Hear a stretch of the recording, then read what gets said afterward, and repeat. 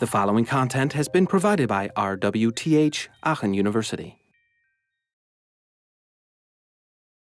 And we're now going to see the first batch of computers that were able to render arbitrarily pixel images on their screen, not just given alphanumeric rows of characters. All right, let's get started with the graphical user interfaces. In 1973, Xerox PARC came out with the Alto. Xerox PARC is a place that you guys should know about because it's where the Ethernet got invented, where the laser printer got invented, where Wi-Fi was invented. So it created a lot of technologies that we today take for granted and established a lot of these sort of office-level IT infrastructure. It was the research center of the Xerox Corporation, which was back in the days making its money with photocopiers, and they were kind of aware that they needed to innovate beyond photocopiers because there was this whole computer thing coming up. However, PARC kind of missed the boat on really capitalizing on what their PARC Research Center was developing, especially with the Alto. They didn't really turn this into a commercial product that was viable, unfortunately.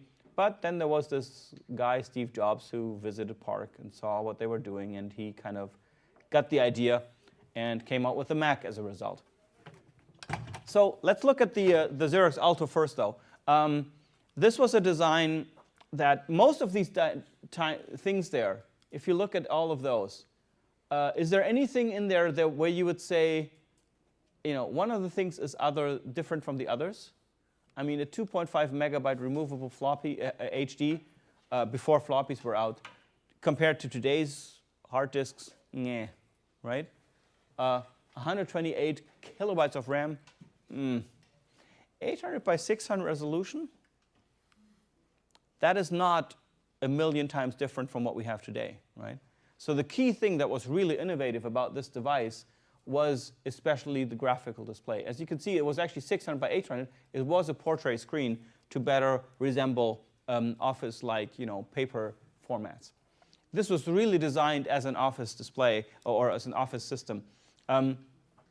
It used Smalltalk as the platform. So this was an object-oriented system at the roots of the entire Alto machine. It included the what you see is what you get editor called Bravo, and rumor has it that if you look very closely at the source code of Bravo of Word today, you will still find pieces in there that are from the Bravo text editor because some of the people left PARC and then moved to Microsoft to start working on Word. It also has the 5, button chording keyboard over here, and then of course there's a mouse over here. Now with 3 buttons. And the key things that the Alto introduced was, first of all, the actual bitmap display and graphical user interface that was using pixel by pixel renderings of graphical icons, etc. And therefore also could render text in different font sizes and all the kind of stuff that you couldn't do on an alphanumerical display before. And then it introduced menu bars, windows, pointing, dragging, all these graphical interactions of objects on a desktop as we know them today. This is also referred to Windows icons, menus, pointers as the WIMP metaphor today.